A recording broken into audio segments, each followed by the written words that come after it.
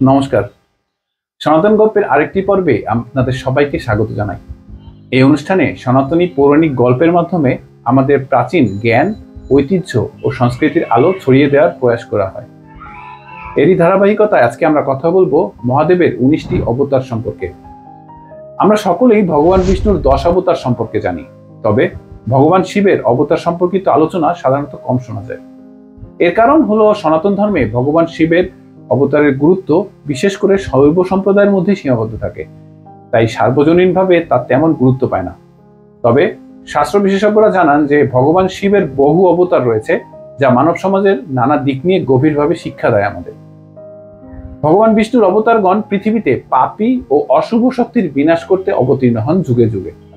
প্রত্যেকজন অবতার এক একটি বিশেষ উদ্দেশ্য নিয়ে পৃথিবীতে আবির্ভূত হন। অন্যদিকে দেবাদিদেব মহাদেবের অবতারগণের মধ্যে এমন অনেক অবতার রয়েছেন যারা রুদ্রের অংশ হিসেবে আবির্ভূত এবং পাপের পরিণতি দেখানোর উদ্দেশ্যে পৃথিবীতে আসেন। ভগবান শিবের অবতারগণ আমাদের শুধু শিক্ষা দেয় না, বরং সমাজকে পাপ থেকে দূরে থাকতে সতর্ক করে দেয়। ভগবান শিবের অবতারগণের মধ্যে যেমন কিছু মহৎ অবতার রয়েছেন, তেমনি কিছু অবতার পাপের পথেও পরিচালিত হন, যা মানব সমাজকে বিপদগামী হওয়ার ফলাফল বুঝিয়ে দেয়। আজকের ভিডিওতে আমরা মহাদেবের 19টি অবতার সম্পর্কে সংক্ষেপে আলোচনা করব। প্রথমে পিপ্পলাদ অবতার।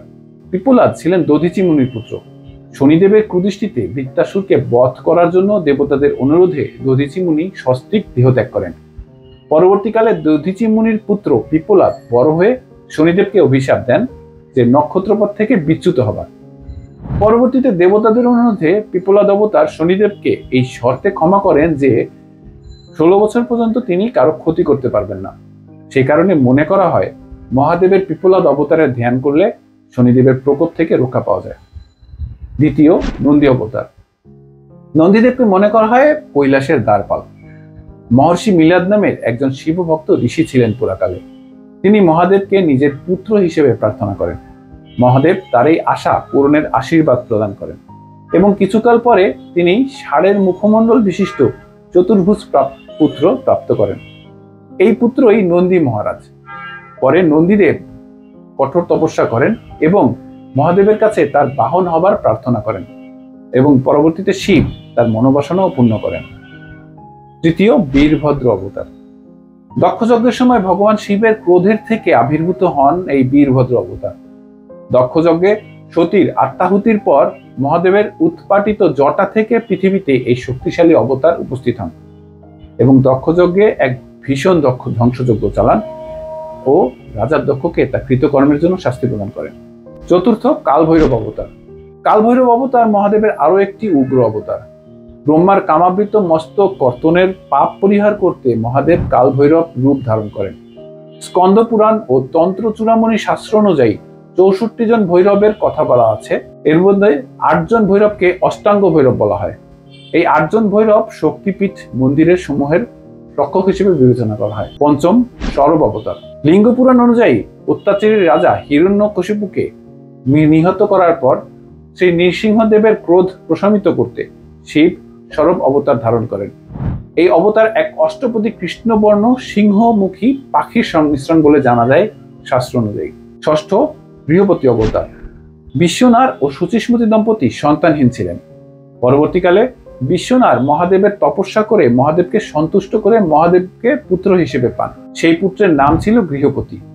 পরবর্তীতে গৃহপতি নিজের অকাল মৃত্যু রোধ করতে গঙ্গা তীরে মহাদেবের শিবলিঙ্গ স্থাপন করে তপস্যা করেন এবং মহাদেবের কৃপা লাভ করেন। পরবর্তীতে সেই শিবলিঙ্গ অগ্নিশ্বর শিবলিঙ্গ হিসেবে পরিচিতি পায়। 7, দুর্বাসা অবতার।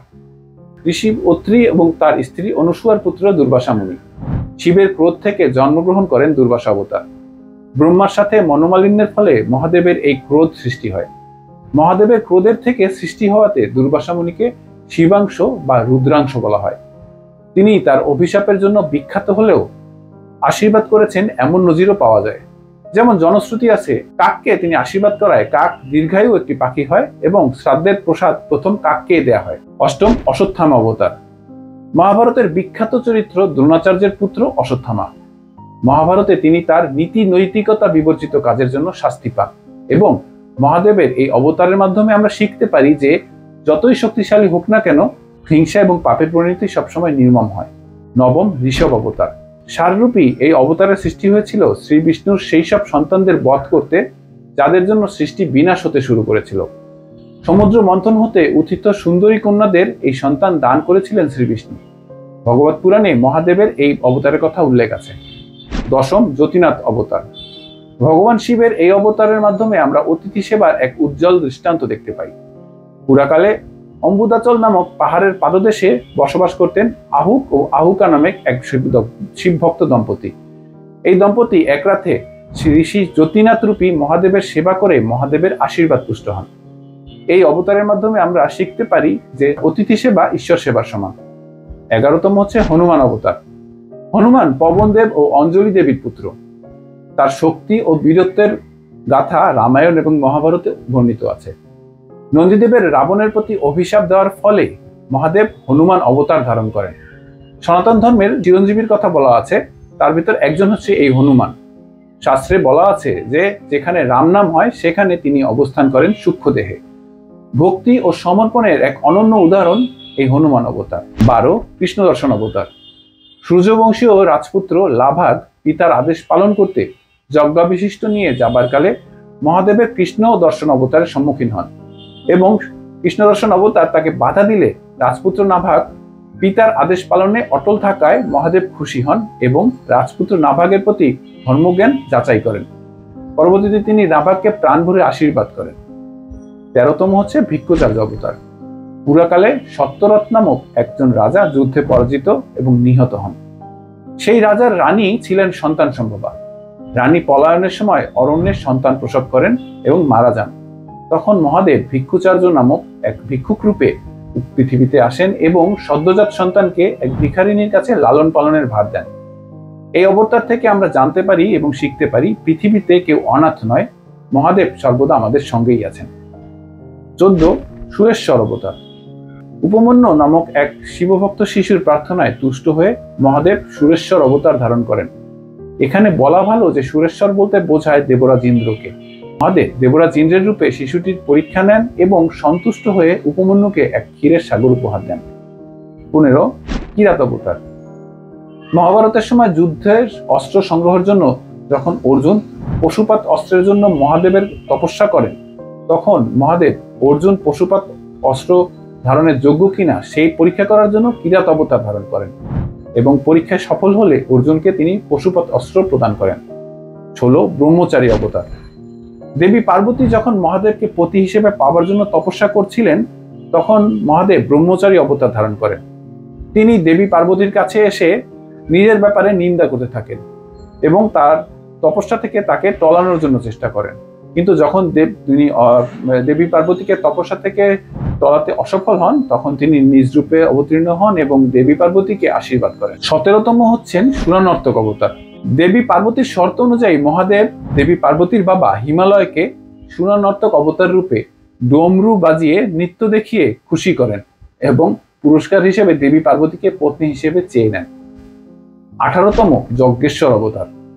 সমুদ্র মন্থনের সময় উত্থিত অমৃত পান করে দেবতারা যখন অতি অহংকারী হয়ে পড়েন, তখন দেবতাদের অহংকার ধ্বংস করতে মহাদেব যজ্ঞেশ্বর অবতারের ধারণ করেন। একটি তৃণের মাধ্যমে তিনি তাদের অহংকার তাদের মন থেকে দূর করেন। 19তম এবং সর্বশেষ অবধূত অবতার। ইন্দ্রদেব মহাবিষ্ট হয়ে একবার গুরু বৃহস্পতিকে অপমান করেন। পরবর্তীতে ইন্দ্রদেব কৈলাসে গমনকালে মহাদেব অবধূত অবতার ধারণ করে তার রাস্তা আটকে দাঁড়ান এবং ইন্দ্রদেবকে শিক্ষা দিতে উদ্যত হন। তখন ইন্দ্রদেবের গুরুদেব বৃহস্পতি এসে ইন্দ্রদেবকে রক্ষা করেন। এই অবতার থেকে আমরা শিখতে পাই যে শিব রুষ্ট হলে গুরু বাঁচাতে পারে, কিন্তু গুরু রুষ্ট হলে কেউ বাঁচাতে পারে না। সুপ্রিয় দর্শক, এতক্ষণ আমরা মহাদেবের 19টি অবতার সম্পর্কে সংক্ষেপে আলোচনা করলাম। মহাদেবের অবতার সমূহ শুধুমাত্র তার শক্তি ও ক্ষমতার প্রতীক তা কিন্তু নয়, বরং যুগে যুগে মহাদেবের অবতারগণ পৃথিবীতে মানুষের পাপ ও সতর্কতার শিক্ষা দেওয়ার উদ্দেশ্যে আবির্ভূত হয়েছে। মহাদেবের এই অবতারদের মাধ্যমে আমরা শিখতে পারি যে কোনো পাপের পরিণতি ভয়ানক হতে পারে এবং ধর্মাচরণ, সতর্কতা ও সত্যের পথে চলার গুরুত্ব অপরিসীম। সুপ্রিয় দর্শক, আপনাদের ভালোবাসা ও সমর্থন আমাদের এগিয়ে যাওয়ার প্রেরণা। সনাতন ধর্মের সঠিক বার্তা মানুষের কাছে পৌঁছে দিতে আমাদের ইউটিউব চ্যানেল সনাতন প্রজন্ম সাবস্ক্রাইব করুন। আমাদের ভিডিও লাইক এবং শেয়ার করুন। এছাড়াও আমাদের ফেসবুক পেজ লাইক ও ফলো করুন। আপনাদের মূল্যবান মতামত আমাদের সাথে শেয়ার করতে পারেন। মনে রাখবেন, ধর্ম রক্ষতি রক্ষিত হয়, অর্থাৎ যারা ধর্মকে রক্ষা করে, ধর্ম তাদের রক্ষা করে। নমস্কার।